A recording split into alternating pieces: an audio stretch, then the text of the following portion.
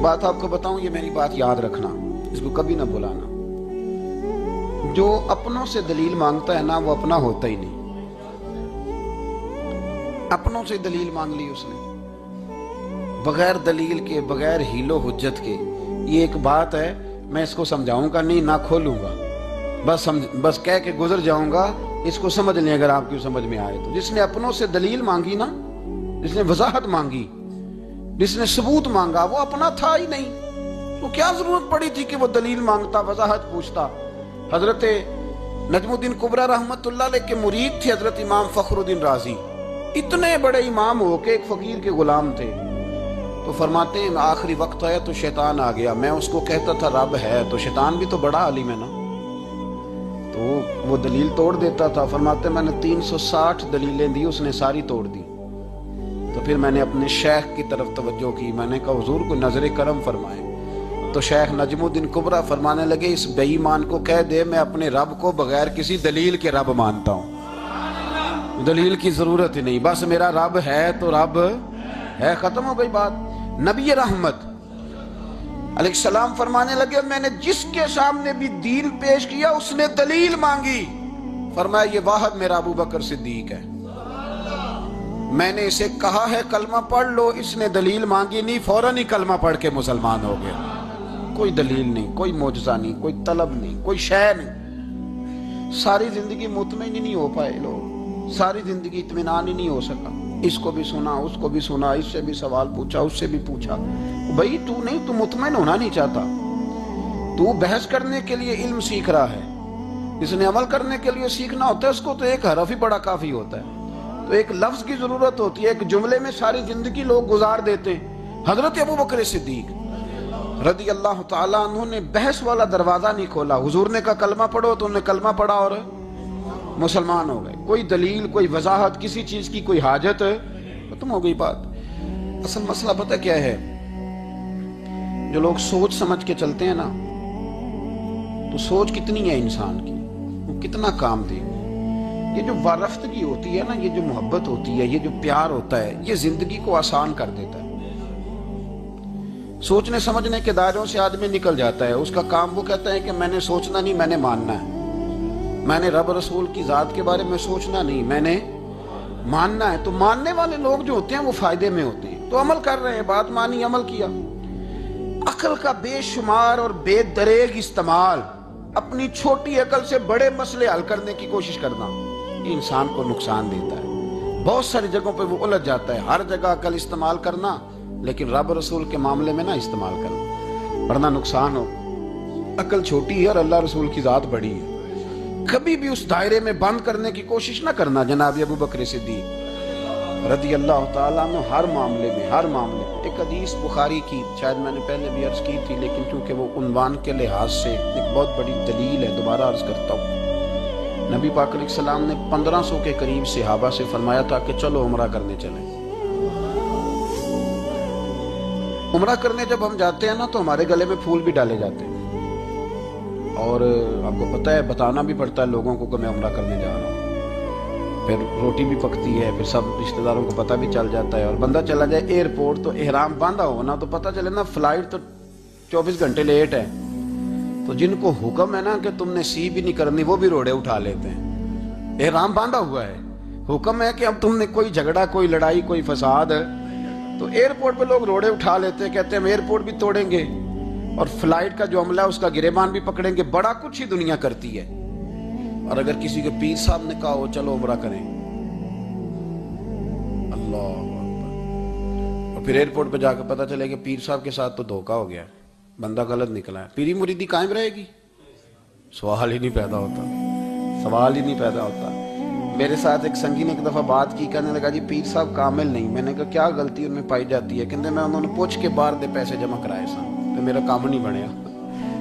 میں کہ تو پیر پڑھ لیا، تیرے تو کوئی نجومی پڑھنا چاہیے تھا، کوئی نجومی ہونا چاہیے تھا تیرے لیے، تاکہ وہ اچھی طرح غور کرتا ہے۔ جی آپ کو پتہ ہے نا اہل سنت میں کتابیں بھی نکلتی ہیں، کئی لوگ کہتے ہیں جی کوئی کتاب کٹ کے دسو، میں کیوں کسی لکھی نہیں تو کٹیے کی تو کون سی کتاب ہے جو آپ کہہ رہے ہیں نکالیں اور ذرا بتائیں کہ فلانا کام میرے لیے ٹھیک رہے گا کہ نہیں۔ ایک استخارہ ہے دین میں، اور استخارے کا بھی بابت معاملہ یہ ہے کہ آپ نے استخارہ کر لیا اس کے بعد بھی آپ حتمی فیصلہ نہیں کریں گے. بزرگ کہتے ہیں کہ استخارہ کر کے بھی یہ کہو کہ جی میری سمجھ میں یہ آیا ہے، باقی حقیقتوں کا علم اللہ جانے، اللہ کا رسول جانے صلی اللہ علیہ وسلم، حقیقتوں وہی جانتے.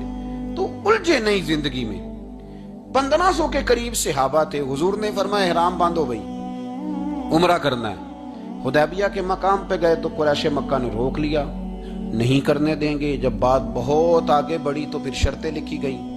شرطیں بڑی سخت ہیں کہ جو مسلمان مکے سے مدینے آئے گا مدینے والے واپس کریں گے، اور اگر کوئی مسلمان مدینے سے مکے چلا گیا تو مکے والے واپس نہیں کریں گے. ہم ان کے لوگ دیں گے، وہ ہمارا بندہ دیں گے نہیں. یہ شرطیں تھی. صحابہ پریشان تھے.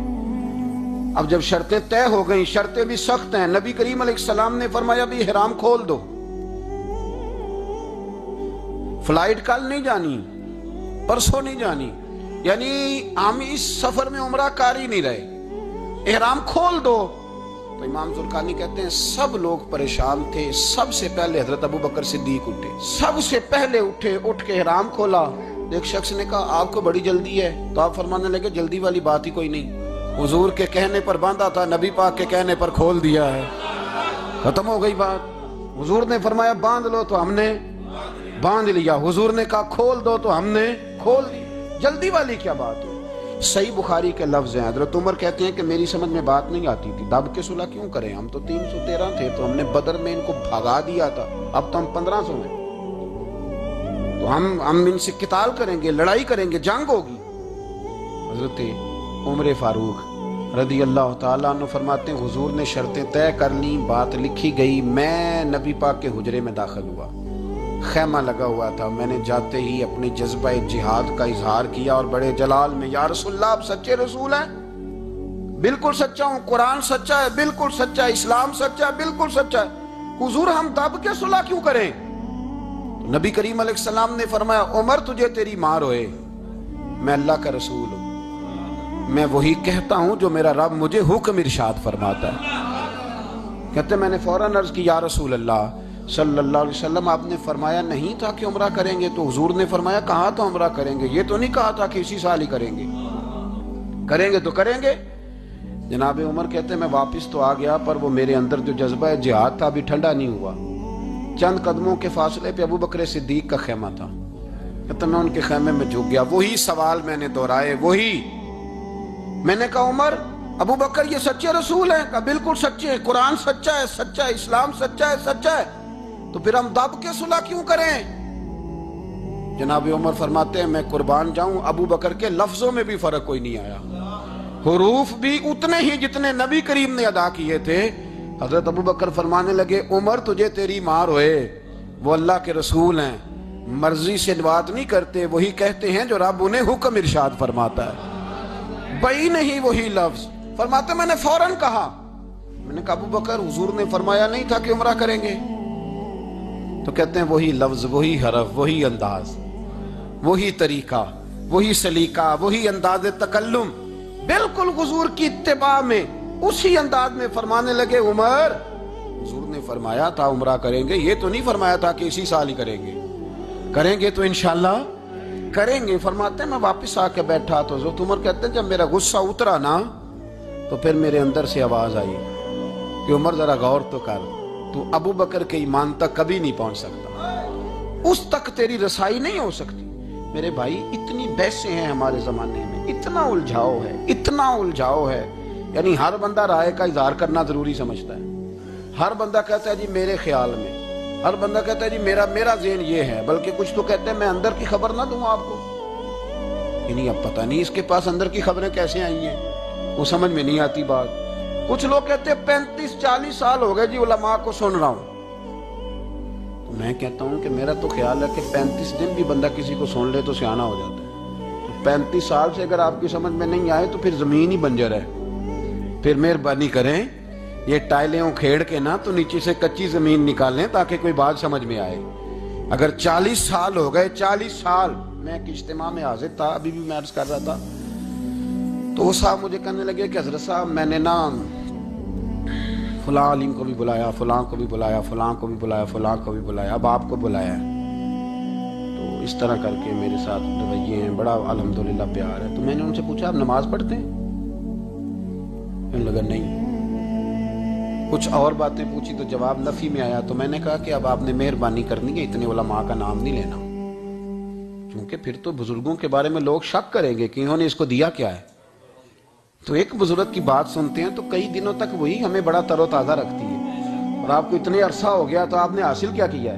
صرف باتوں کا گورکھ دھندا، لفظوں کا ہیر پھیر، جملوں کا الٹ پلٹ کرنا، یہ زندگی ہے؟ یہ زندگی ہے صرف باتیں کی لوکال سن لی آ گئے؟ نا اس سے ذرا آگے نکلیں، عمل کب کرنا ہے میرے بھائی؟ یہ بحثیں، یہ ابحاث، یہ لمبے چوڑے معاملات، یہ طے۔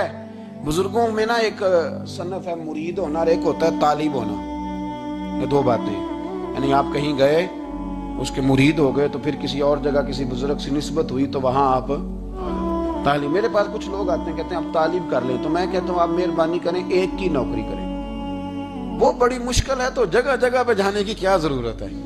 مطلب میں انکار نہیں کرتا کسی ایسی چیز کا جس کو بزرگوں نے رائج کیا، لیکن سمجھے نا، مطلب ایک کی بات پوری سنی نہیں گئی ہم سے، آپ خیر کی بات ہر جگہ سے سنیں، ہر جگہ سے، لیکن یہ صرف وہ تعلق بنانے کی کوشش کرنا کہ جس سے تھوڑا سا رابطہ بن جائے، جس سے تھوڑا سا تعلق بن جائے، جس سے تھوڑا سا نا پتہ چل جائے، اس سے نکلیں، سیکھنے کا ماحول بنائیں۔ اتنی عقل کے گھوڑے نہ دوڑائیں کہ عقل بھی بیچاری تھاکی جائے اور کوئی چیز ہاتھ بھی نہ آئے، کچھ کریں، عمل کریں۔ لیکن ایک جگہ پہ میں حاضر تھا تو وہاں دستار فضیلت کا جلسہ تھا، تو ایک مولانا نے تقریر کی، جس طرح تاجر کہہ لیتا ہے نا جی میں الحمدللہ اگر کمائی کرتا ہوں تو غریبوں کو بھی دیتا ہوں، سمجھا لیا نا اپنے آپ۔ رشوت لینے والے نے بھی ایک دلیل گاڑ لیا، وہ کہتا ہے میں امیروں سے نہیں، میں غریبوں سے نہیں لیتا، تو امیروں کا حساب لینے کی ڈیوٹی اللہ نے آپ کی لگائی ہے کہ آپ حساب کریں امیروں کا کہ وہ کیا کر رہے ہیں۔ یہ ہم نے نا یہ دلیلیں گھڑ لی ہیں، یہ ہم نے دلیل گھڑ لی ہے کہ وہی اپنے آپ کو مطمئن کرنے کی۔ میں حاضر تھا تو ایک مولانا تقریر کی جی عالم ساری رات، یہ صرف علماء کی بات نہیں، ہر طبقے نے اپنے بارے میں اس طرح کی چیزیں یاد کر لی ہیں، ہم نے رٹ لی ہیں۔ جیسے خامد نے یاد کر لیا ہے کہ کسی غیر کے لیے سجدہ جائز ہوتا تو اللہ عورت کو حکم دیتا، نبی پاک حکم دیتے کہ وہ خامد کو سجدہ کرے، تو بی بی نے بھی یاد کر لیا ہے کہ حضور نے فرمایا تم میں سب سے بہتر وہ ہے جو بیوی کے حق میں بہتر ہے۔ سب نے اپنی اپنی مرضی کی چیزیں، دوسری کی مرضی کی چیز کسی نے یاد نہیں کی، سب نے اپنی اپنی مرضی کی چیزیں یاد کر لی۔ تو مولانا تقریر کر رہے تھے، کہنے لگے جی حضور نے فرمایا ہے کہ عالم ساری رات سویا رہے اور عابد ساری رات عبادت کرتا رہے، درجہ پھر بھی عالم کا زیادہ ہے۔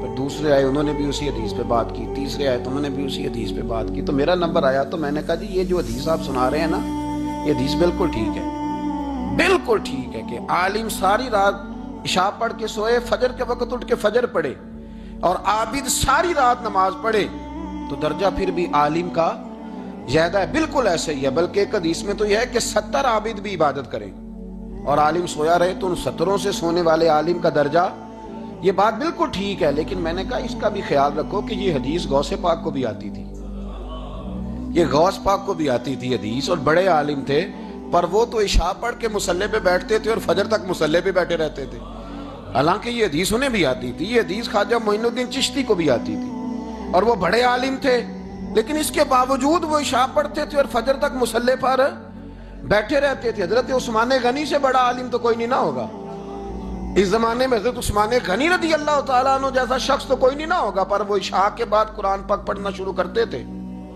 اور فجر سے پہلے پہلے قرآن پاک ختم کر لیا کرتے۔ تو دلیلیں صرف بحث کے لیے یاد نہ کریں، اپنے آپ کو بچانے کے لیے یاد نہ کریں، اپنے وجود کو سکون دینے کے لیے دلائل نہ یاد کریں۔ میں دین کے کس دائرے سے کس طرح بچ کے نکل سکتا ہوں اس کے لیے دلائل یاد نہ کریں، عمل کے رستے پہ آئیں، عمل کے رستے پر۔ جناب ابو بکر صدیق اللہ تعالیٰ عنہ کا کمال یہ ہے، زکوٰۃ کتنے فیصد دینی چاہیے؟ چلے اللہ تعالیٰ شکر ہے، 3-4 لوگوں کو تو پتہ ہی ہے نا جی، باقی بھی ان سے سن کے یاد کر لیں کتنے فیصد ہے۔ اللہ آپ کو خوش رکھے۔ اب کچھ اور نے بھی پروگرام بنا لے، کتنی جی؟ چلو آپ ٹھیک ہو گئے، 2.5% ہے نا جی۔ آپ یقین کریں کسی تاجر سے آپ بات کر کے دیکھ لیں، 6 گھنٹے مناظرے کے بعد وہ مانتا ہے کہ 2.5% دوں گا میں صحیح کہہ رہا ہوں آپ کو۔ وہ کہتے ہیں جی وہ تو ٹھیک ہے لیکن کچھ قرضہ بھی ہے، 2.5% زکوٰۃ ہے وہ تو ٹھیک ہے لیکن ہو سکتا ہے میری بہن بھی حصہ مانگ ہی لے، پیسوں میں سے اس کا بھی نکل، کیونکہ پروگرام نہیں نا جی، ارادہ نہیں۔ زکوٰۃ 2.5% ہے تو کہتے ہیں جی وہ نا میں نے تولا ہے سونا، پورا نہیں بنتا ابھی، وہ تھوڑی سی کمی ہے. یہ اس وقت دلائل ہیں, اس وقت ابحاث ہیں جب دینے کا پروگرام ہے. اور تاجروں نے اب ایک نیا سلسلہ شروع کی, کہتے تھوڑی تھوڑی سارا سال ہی دیتا رہتا ہوں, تھوڑی تھوڑی کر کے. آپ نے جس سے 5 کروڑ روپیہ لینا ہو, وہ اگر کہے کہ 10,000 مہینے کا لے لو, لے لیتے ہو. ہمارے فقہاء نے تو یہ لکھا ہے کہ جب زکوٰۃ دو نا تو ایک آدمی کو ساری دو. حضرت عمر بن عبدالعزیز رحمۃ اللہ علیہ کے زمانے میں ایک آدمی کو لوگوں نے زکوٰۃ دی تو اتنی دے دی کہ اگلے سال وہ خود زکوٰۃ دے رہا تھا. بہت بڑا کاروبار اس نے سٹارٹ کر لیا تھا. معیار نہیں ہے نا جی تھوڑی تھوڑی دیتا رہتا ہوں. کئی لوگ ایسا کرتے ہیں کہ دکان میں جو پرانی چیزیں ہوتی ہیں وہ زکوٰۃ کے دور پہ دینی شروع کر دیتے ہیں. جو مال نہیں بیک رہا اس کو زکوٰۃ بنا دو. کیوں؟ دینے کا پروگرام نہیں. حضرت ابو بکر صدیق رضی اللہ, ذرا زندگی دیکھو. کہتے ہیں جس دن کلمہ پڑا 40,000 دینار تھے, اور کلمہ پڑے ابھی مجھے چند مہینے گزرے تھے, سارے مصطفیٰ کے قدموں پہ قربان کر دیے. پھر مال کمایا, پھر 4,000 دینار تھے. 4,000 جس دن ہجرت کے لیے نکلا 4,000 تھے. انہیں بھی پتا تھا 2.5% دینا چاہیے. ان کی بھی بیٹیاں تھیں, جوان بھی تھی, چھوٹی بھی تھی, ان کے بھی بچے تھے, لیکن دین کو ضرورت ہے. میرے رسول پاک صلی اللہ علیہ وسلم کے دین کو حاجت ہے. تو فرماتے ہیں اشرفیاں تھی میرے گھر میں, پیسے تھے, درہم تھے, دینار تھے. میرے والد بوڑھے تھے, ان کو خیال تھا کہ ابو بکر ساری دولت نہ لے جائیں. تو حضرت اسماء بنت ابی بکر سے جناب ابو بکر صدیق نے کہا کہ اس طرح کرنا, ایک گڑا چھوٹا سا تھا, گڑا ٹویا, اس میں پیسے ہوتے تھے. فرمایا اس میں روڑے رکھ دینا, اوپر ٹاٹ ڈال دینا. والد نابینا ہے, اگر پوچھے نا پیسے تو ان کا وہاں ہاتھ لگا دینا, انہیں پتا چلے ابو بکر سارا مال لے کے نہیں گیا. فرماتے میں ہجرت پہ جانے لگا تو 4,000 سارے ہی لے گیا. سارا مال ہی یار 2.5% کے لیے رٹا پڑا ہوا ہے. 2.5% کے لیے لوگ بحث کر رہے ہیں, 2.5% کے لیے دلائل چاہیے. کئی مفتیان کرام سے پوچھیں گے, پھر پروگرام بنائیں گے دینا ہے کہ نہیں دینا. اور جس دن تبوک کے لیے میرے مصطفیٰ کریم نے اعلان کیا, جناب صدیق اکبر فرماتے ہیں شے کوئی نہیں تھی, غربت کے دن تھے, کمزوریاں تھی, مال اس دن کاروباری حالات کم تھے. یہاں لوگوں کا کاروبار جب ڈاؤن ہوتا ہے تو سب سے پہلے مسجد کا 200 بند کرتے ہیں, سب سے پہلے مدرسے کا بند کرتے ہیں, سب سے پہلے خواہش کرتے ہیں کہ وہ جو غریب کو جاتا ہے نا اس کو بند کرو, یہ زیادہ نقصان دے رہا ہے. حضرت ابو بکر صدیق رضی اللہ تعالیٰ عنہ فرماتے ہیں حالات خراب تھے, جیب دیکھی تو اتنے پیسے ہی نہیں تھے کہ مصطفیٰ کریم کو پیش کر سکوں. تو پھر کیا کیا؟ امام جلال الدین سیوطی کہتے ہیں ابو بکر صدیق نے نا گھر کے اندر کپڑا بچھایا, اور پھر صدیق اکبر نے کیا کیا کہ توا بھی رکھا, برتن بھی رکھے, اس پہ چولہا بھی رکھا. ابو بکر صدیق نے اس کے اوپر گھر والوں سے کہا کہ ایک جوڑا پہن لو, ادھر دیکھو میری طرف, ایک جوڑا پہن لو, اور باقی نا سارے جوڑے بھی یہاں رکھو. اور پھر جب لوگ بچوں نے دیکھا نا کہ ابا تو کپڑے بھی رکھوا رہا ہے, کیا بنے گا؟ فرمایا تمہیں تو ایک جوڑے کی اجازت دے رہا ہوں نا, ذرا میری طرف دیکھو. خود اندر گئے تو ٹاٹ کا لباس پہن کے کپڑے بھی اتار کے رکھ دیے, کپڑے بھی اتار کے زمین اسی میں رکھے, سارا کچھ باندھا. لباس ٹاٹ کا, تن تندور تے ہڈاں دا بالن, تے اسی ہاواں نال تپایا, کپ کپ مکیاں پیڑے کیتے, اتوں عشق پلے تھل لایا. تن دا سالن من دی ہانڈی, لون صبر دا پایا. غلام فریدا وے میں ساری تیری, تین وجہ یقین نہیں آیا. ہر چیز لپیٹ کے نا تو نبی کریم کی بارگاہ میں لے گئے, ہر چیز. میرے محبوب کا بھی انداز دیکھو, فرمایا ماں اب کہتا لے اہلے کا, گھر بھی کچھ چھوڑ کے آئے ہو. دیکھیں ادھر دیکھیں, جب کوئی لاتا تھا تو حضور فرماتے تھے کیا لے کے آئے ہو, یہ کیا ہے؟ یہ پوچھا جاتا ہے کہ یہ پوچھا جاتا ہے گھر کیا ہے؟ بھئی آپ کو کسی نے کوئی تحفہ دیا تو شاپر کھول کے تحفہ دیکھیں گے یا پوچھیں گے گھر کیا ہے؟ لیکن میرے رسول پاک کے لفظ دیکھیں, فرمایا ماں اب کہتا لے اہلے کا. ابو بکر سجنا گھر کیا چھوڑ کے آئے ہو؟ تو رو پڑے, کہنے لگے یا رسول اللہ میں کوئی غریب تو نہیں, میں بڑا مالدار ہوں. اب کہتا لہم اللہ و رسول, گھر اللہ بھی چھوڑ آیا ہوں, اللہ کا رسول بھی چھوڑ آیا. حضور میں کوئی کنگال نہیں, میں مصطفیٰ والا ہوں, میں کوئی غریب نہیں, میں نبی والا ہوں, میں رب رسول کو گھر چھوڑ آیا ہوں. میرے مصطفیٰ کریم علیہ السلام فرمانے لگے تیرے پیچھے جبریل امین کھڑے, اور انہوں نے ٹاٹ کا لباس پہنا ہوا ہے, اور تیرے آنے سے پہلے وہ آ گئے تھے. تو میں نے پوچھا جبریل یہ بوریے کا لباس؟ عرض کی یا رسول اللہ ابو بکر نے پہنا ہے تو رب کو اتنا پسند آیا سارے فرشتوں کو پہنا دیا ہے.